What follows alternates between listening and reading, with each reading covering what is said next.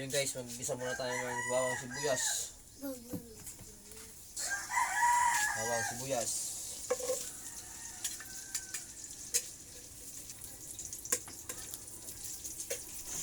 Natin yung corned beef. So, yun guys. Corned beef muna. Panhalo sa macaroni. Macaroni. Nilagay na natin yung macaroni. Macaroni. Ano guys. Macaroni and corned beef. Yun ang halo niya. So, hintayin lang natin na lumambot. Tsaka natin timplahan. Ay, ito, lagyan pala natin ng Knorr cubes. Knorr cubes.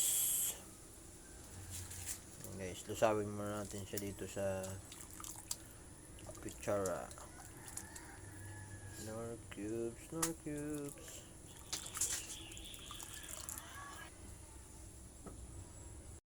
Nilagyan natin ng gatas.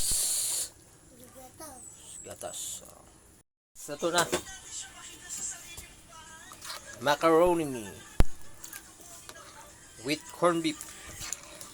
Gatas. Thank you for watching. Please subscribe,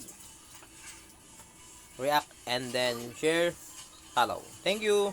I love you all.